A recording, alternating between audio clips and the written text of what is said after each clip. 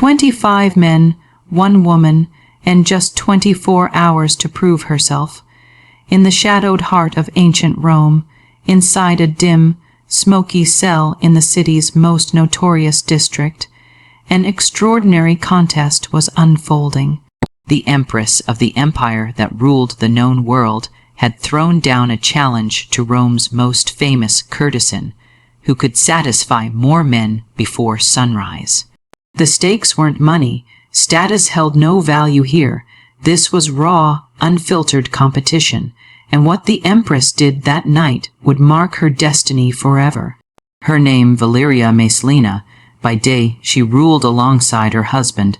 By night, she walked a far more dangerous path, working as a prostitute. When her ambitions eventually went too far, her downfall would be so abrupt that historians still debate whether the accounts were even humanly possible, or the most brutal character assassination ever recorded. What you're about to hear will challenge everything you think you know about power, desire, and the dark side of Rome. Before we delve behind the palace doors, make sure you're subscribed, because what follows will reshape your understanding of ancient Rome. Smash that like button if you've ever wondered how much of recorded history is propaganda. Comment below what shocks you most in this tale. The story is drawn from multiple ancient sources: Tacitus, Suetonius, Juvenal, and Pliny the Elder, all writing within decades of the events when eyewitnesses were still alive. Modern historians have spent centuries trying to sift fact from political fiction, and the reality somehow both less outrageous and far more fascinating than the legends suggest. Rome glimmers under the Mediterranean sun. Marble temples shine white, yet in the darkened corridors of the imperial palace, shadows gather. Emperor Caligula's reign has descended into chaos. Executions are daily events. Paranoia poisons every word spoken. Survival demands appearing harmless, invisible, irrelevant. In a lesser wing of the palace lives Claudius, Caligula's uncle. At 47, every aspect of him exudes weakness. He stammers, he drags a leg. Saliva sometimes escapes his lips mid-sentence. For decades, his own family has dismissed him, keeping him away from politics, believing him too simple-minded to matter. That assumption would, ironically, save his life. Across the city, in a mansion worthy of Rome's ancient aristocracy, resides 15-year-old Valeria Messalina. Descended from Augustus' sister, her lineage is as prestigious as Rome gets. Ancient accounts describe her strikingly dark hair, pale skin, perfect Roman features. Yet it is not just her beauty that captivates, its intensity. Her gaze feels piercing, as if she's weighing and judging everyone she meets. Ambitious and clever, her future is about to be decided without her consent. Among Rome's elite, marriages are political instruments, not matters of love. When Caligula arranges Messalina's marriage to Claudius, no one expects much. Claudius would never rule. This union merely keeps her close to power, ensures imperial offspring, and solves a minor political dilemma. The girl has no voice. At 15, she is told she will marry a man 3 decades older, unappealing to her, and that is the end of it. The wedding night, married to a drooling, stammering man, must have been traumatic, though Roman culture rarely acknowledged such experiences. Then, just 3 years later, everything changes. Caligula is assassinated by his guards in 41 CE. Chaos erupts. Who will lead Rome? Soldiers find Claudius hiding, trembling behind a curtain. Almost mockingly, they proclaim him emperor. Suddenly, the man everyone dismissed as weak rules the greatest empire in history, and Valeria Messalina, barely 18, becomes empress. Little did anyone know this teenage empress would become infamous in Roman history. Her name synonymous with sexual excess, so extreme that 2,000 years later, it still fascinates. Imagine being Messalina. You're 18. Your husband is emperor, nearly 50. physically unremarkable and apparently disinterested in passion. You command immense wealth, have thousands of servants, and access to every pleasure Rome can offer. 2 children secure your position. What would you do with absolute power and relentless boredom? According to ancient sources, Messalina began slipping out of the palace at night. She disguised herself with a blonde wig, wore ordinary clothes, and roamed the streets with only a trusted attendant. Guards noticed but dared not intervene. She was the Empress confronting her risked death. Her destination, the suburb, Rome's infamous red light district, where prostitutes worked in tiny cells for sailors and travelers seeking pleasure. Tacitus and Suetonius report that Messalina herself worked in a brothel under the alias Lisa, meaning shadow. She paid for the room, offering her services to clients oblivious to her imperial identity. The psychology is staggering. This was not forced, this was choice, not financial necessity. She had the empire's wealth. Sometimes she charged, sometimes she did not. The motive, something far darker and more complex than money. If this shocks you, hit that like button, because the story of 25 men in one night is coming, and it's even more unbelievable. By day, Messalina performed perfectly, attending state functions, receiving dignitaries, managing the palace with efficiency and dignity. No one suspected that hours later she would be in the suburb attending to clients in a prostitute cell. But anonymity alone could not satisfy her. Ancient sources describe increasingly decadent palace parties, orgies, where senators and their wives perform sexual acts on command, sometimes coerced under her supervision. To refuse such an invitation was to risk disgrace or worse. Guests arrived nervous, leaving the gathering bound to Messalina by shared guilt and unspoken shame. The guest list read like a roll call of Rome's power elite: senators angling for favor, generals seeking promotions, merchants chasing lucrative contracts. Once someone attended one of Messalina's parties, she held sway over them, opposing her risked exposure of their own secret indulgences. It was political manipulation through hedonism and astonishingly effective. Claudius seemed either unaware or deliberately indifferent. His freedmen advisors, former slaves elevated to positions of extraordinary influence, watched Messalina carefully, documenting her every move, waiting for the perfect moment. Narcissus and Pallas, the empire's most powerful men after Claudius, understood that Messalina's influence threatened Rome's stability. But acting against an empress required impeccable timing and undeniable proof. Around them, the forces of disaster quietly aligned. Then came the event that would immortalize Messalina's name for 2 years. Pliny the Elder, writing in his natural history mere decades after her death, records it plainly.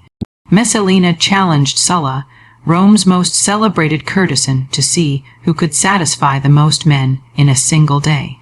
Picture it: 2 women, one the empress in disguise, the other a professional sex worker, engaged in what might be history's most bizarre contest. Sources vary on the exact numbers. Some claim 25 men, others suggest higher, yet all agree on one point. Messalina won, continuing long after Sulla admitted defeat. The physical logistics are almost impossible to comprehend. 25 men in 24 hours equals a new partner roughly every hour, with no breaks for food, rest, or recovery. From a modern medical standpoint, such exertion would be devastating. Did it happen exactly as described? Historians remain skeptical. But the story appears across independent sources, suggesting Romans believed their empress had done something extraordinarily scandalous, publicly competing with prostitutes in sexual excess. What drives such behavior? Modern psychology might point to hypersexuality disorder, intrusive compulsive sexual thoughts escalating despite consequences, normal satisfaction unattainable, behavior spiraling out of control. Ancient accounts of Messalina fit this pattern perfectly. Insatiable, escalating, uncontrollable. Roman medicine, of course, had no understanding of psychological conditions, attributing excessive female desire to hysteria, supposedly caused by a womb wandering through the body. Remedies were limited to herbs or diet, entirely missing the underlying issue. Messalina was trapped in cycles of behavior she may not have fully understood or controlled in a society that offered neither treatment nor empathy. Back at the palace, her actions became impossible to conceal.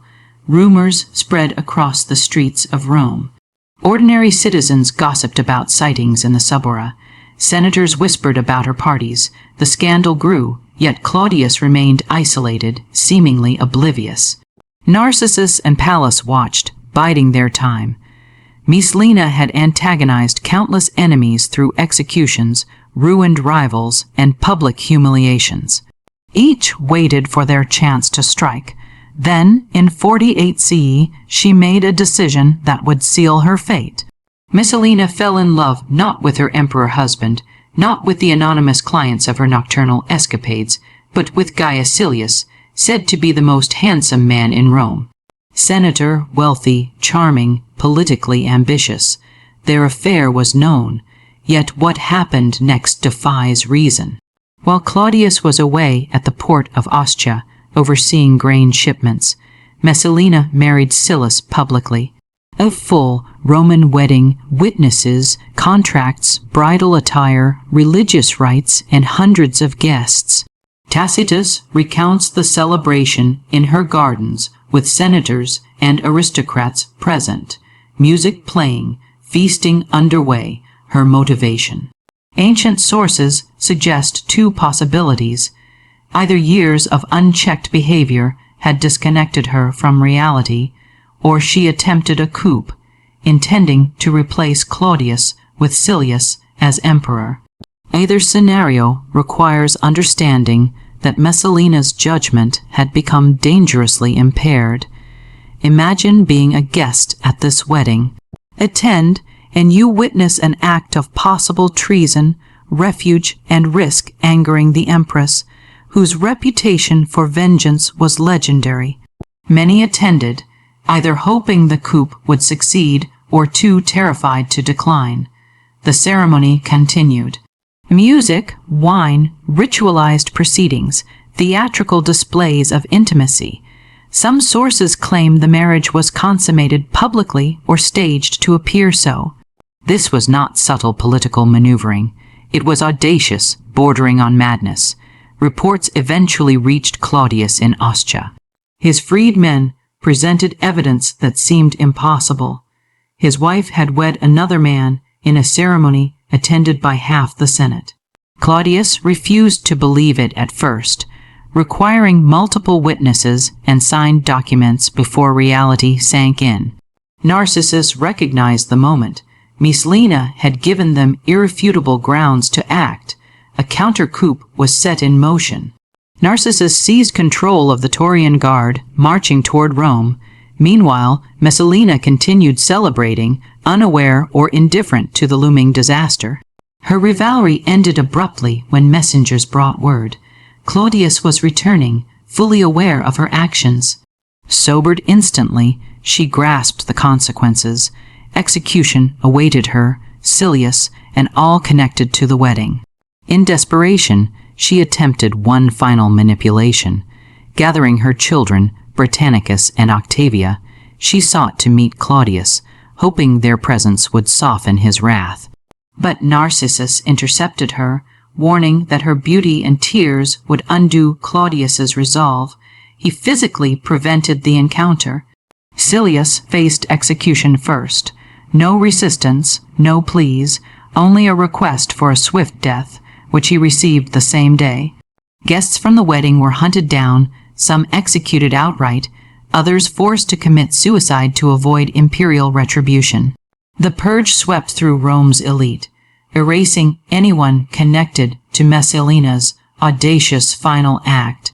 Messalina retreated to the gardens of Lucalis, an estate she had seized years earlier through political maneuvering, accusations, and executions. Ironically, the estate she had claimed would become her final prison. With her was her mother, Lepida, largely absent for most of Messalina's life, now present at the end. Ancient accounts described the young empress's mental state as volatile, swinging between rage and despair, panic and an almost eerie calm. She attempted to write a plea to Claudius, but could not find the words. She considered ending her own life, but courage failed her. Fear held her even as death approached. How does one process the fall from absolute power to condemned prisoner in a single day? After 7 years of shaping Rome to her will, she now sat in a garden with nowhere to hide.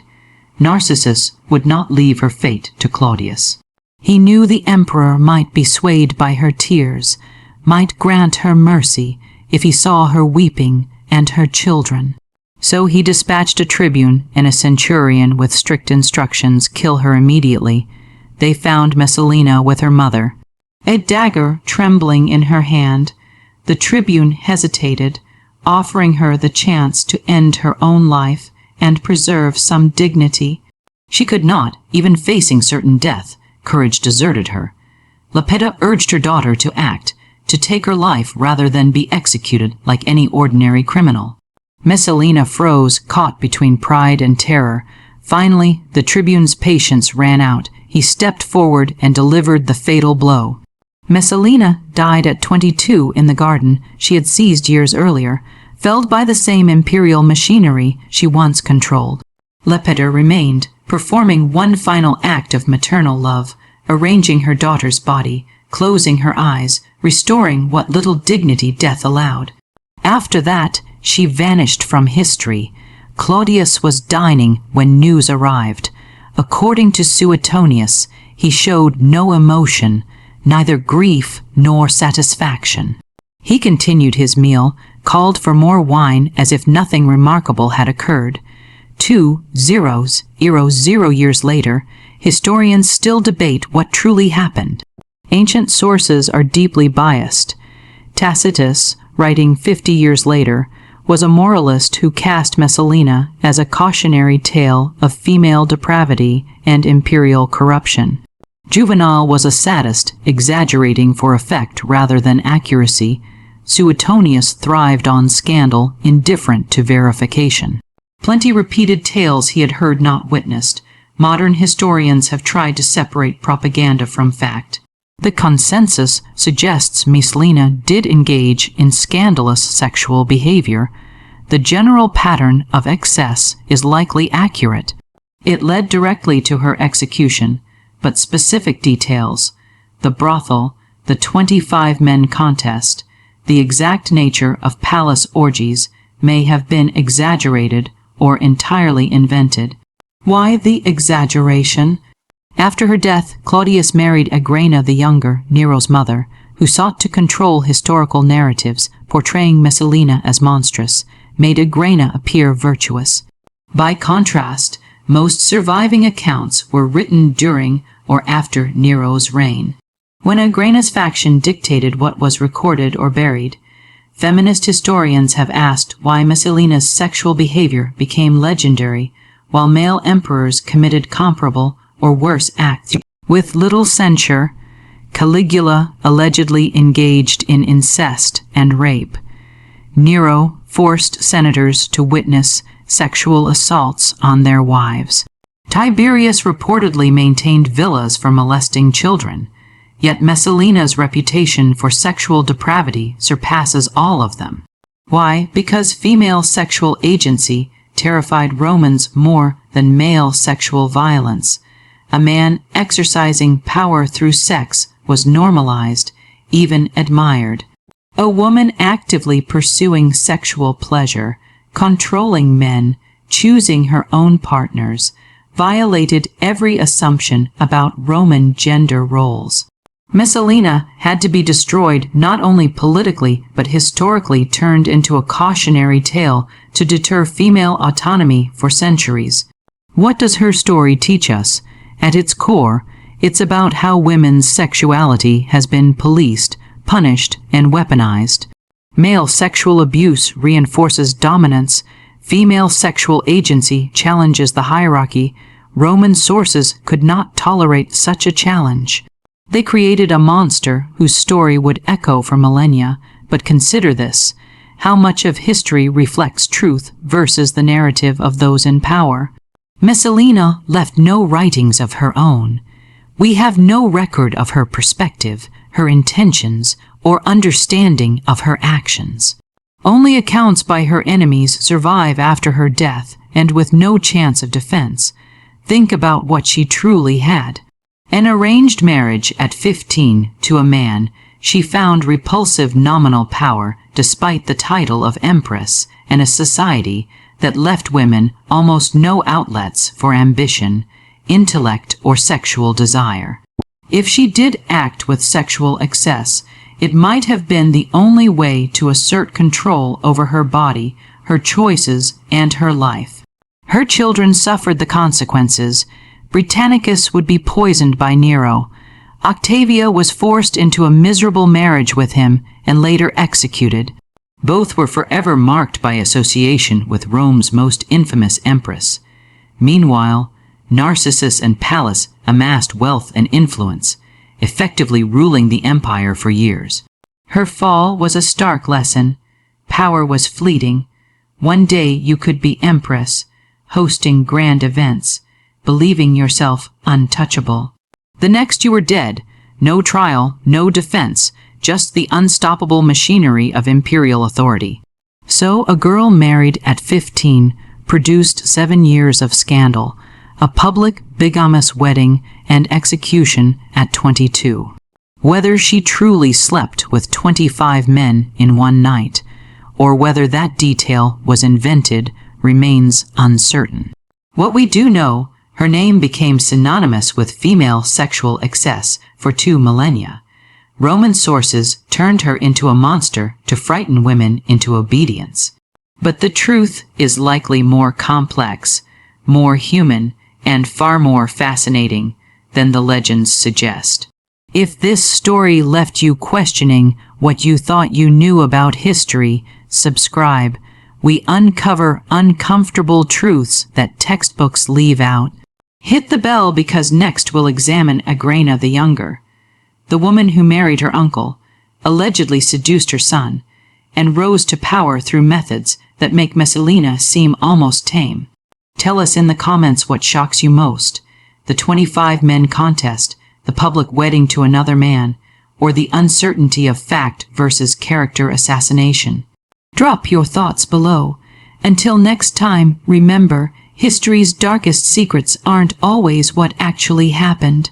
Sometimes they are what people wanted you to believe.